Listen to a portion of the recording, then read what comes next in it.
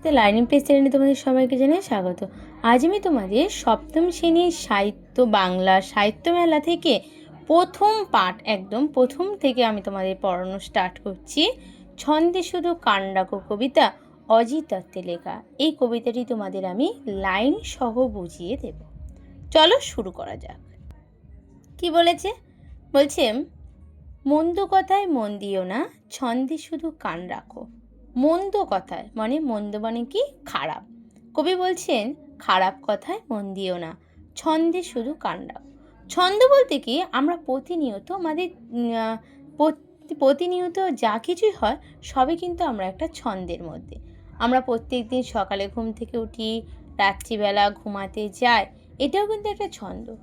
দিন হয়, রাত হয়, আমাদের ঘড়ির সময়, সব কিছু একটা প্রকৃতির সৃষ্টি। তাই সব কিছুই কিন্তু আমরা একটা ছন্দের মধ্যে চলে। তাই কবি বলছেন, দ্বন্দ্ব ভুলে মন না দিলে ছন্দ শোনা যায় না। দ্বন্দ্ব, দ্বন্দ্ব মানে কি? বিবাদ, ঝগড়া, সংঘাত। বলছে এগুলো যদি মন দাও, মানে এগুলোতে যদি মন দাও, তাহলে তুমি কখনোই কিন্তু এই ছন্দ, সেটা তুমি বুঝতে পারবে না। এই ছন্দ বুঝতে গেলে তোমাকে মন থেকে রাগ, হিংসা, ঝগড়া সব কিছু ত্যাগ করতে হবে। ছন্দ আছে ঝড় বাদলে, ঝড় বাদলেও ছন্দ আছে। কেমন ছন্দ? না, যখন ঝড় বৃষ্টি হয় সব সময় কি হয় না, ওটাও কিন্তু একটা নির্দিষ্ট সময় হয়। তাই কবি বলছেন ঝড়ও হয়, ঝড় বাদলেও কিন্তু একটা ছন্দে হয়। ছন্দ আছে জোছনাতে। জোছনা, যখন রাত্রিবেলায় যে জ্যোৎস্নার পূর্ণিমা অমাবস্যায় যে আমরা জোছনার রাত দেখতে পাই, সেই রাতটাও কিন্তু আমরা সবসময় পাই না। কখনো পূর্ণিমাতে বা অমাবস্যায় কখনো কখনো আমরা সেই পূর্ণিমার চাঁদ যখন গোল হয়, তখন সেই জ্যোৎস্না কিন্তু আমরা দেখতে পাই। সেটা দিনের বেলা দেখতে পাবো না, সেটাও কিন্তু একটা ছন্দের নিয়মেই আমাদের যাচ্ছে। দিন দুপুরে পাখির ডাকে, ঝিঝি ডাকে ঘোর রাতে। কবি বলছেন কি, দিন দুপুরে দিনের বেলা পাখি ডাকে, আর রাত্রিবেলা কী ডাকে? না, ঝিঝি পোকা। কখনো কি রাত্রিবেলা পাখির ডাক বা দিনের বেলা ঝিঝি পোকা আমরা শুনতে পারবো না? তাহলে আমরাও কিন্তু ওটা একটা ছন্দের নিয়ম আছে, যে দিনের বেলা পাখির ডাক আর রাত্রিবেলা ঝিঝি পোকা শুনতে পারবো। নদীর স্রোতের ছন্দ যদি মনের মাঝে শুনতে পাও। জলের স্রোত, আমরা সবাই কম বেশি সমুদ্রের পাড়ে বা নদীর ধারে বা কোনো জলাশয় জায়গায় গেছি, সেখানে দেখবে জলের একটা স্রোত, শোঁ শোঁ শব্দ যেন একটা যাচ্ছে। কবি বলছেন সেই ছন্দ কিন্তু নদীর স্রোতেও কিন্তু একটা ছন্দ আছে।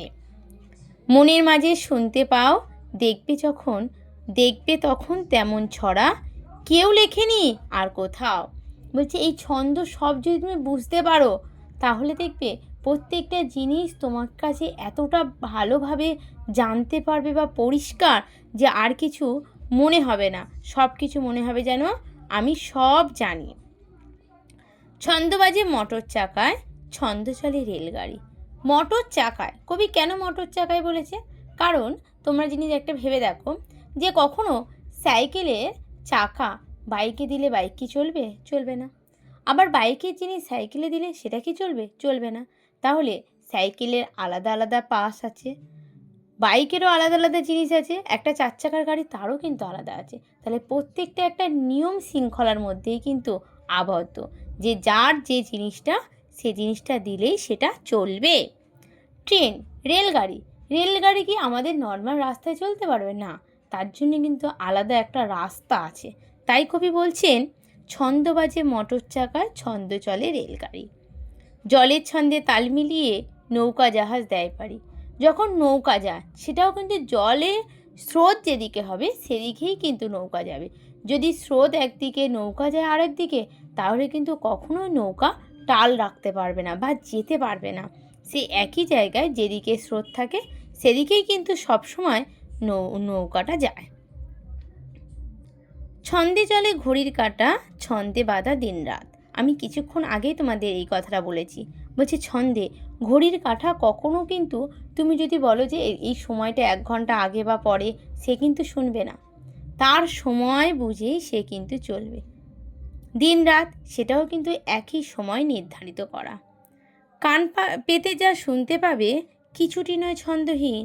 বলছে তুমি কান পেতে একবার শোনো, সব কিছুই আমাদের যে এই বিশ্বভুবনে যা কিছুই আছে সব কিন্তু ছন্দে, কোনো কিছুই ছন্দ ছাড়া চলে না।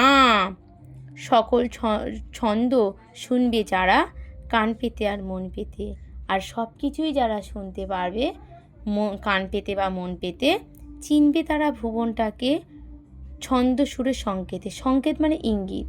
বলছে তারাই এই ভুবনটাকে খুব কাছ থেকে চিনতে পারবে, ইঙ্গিতে চিনতে পারবে। মনের মাঝে জমবে মজা, জীবন হবে পদ্যময়। তারাই কিন্তু একটা পদ্য লিখতে পারবে, একটা গদ্য লিখতে পারবে, একটা উপন্যাস লিখতে পারবে, একটা নাটক লিখতে পারবে। কান্না দিলে ছন্দে যেন পদ্য লেখা সহজ নয়। আমরা প্রত্যেকটা মানুষ দেখবে, আমরা সব কিছুই, আমরা সবাই কিন্তু অত সহজভাবে প্রকৃতিটাকে বুঝি না। আর যারা বুঝতে পারে তারাই কিন্তু আজকে আমাদের যুগে একজন কবি, একজন লেখক, একজন লেখিকা, তারাই কিন্তু অতি সহজভাবে সব কিছু জিনিস বুঝতে পারে বা লিখতে পারে বা জানতে পারে। আজ তোমাদের এই পর্যন্ত। পরের দিন আমি তোমাদের আবার কোনো প্রশ্ন নিয়ে চলে আসবো। যদি ভিডিওটা ভালো লেগে থাকে একটা সাবস্ক্রাইব, লাইক অবশ্যই করবে।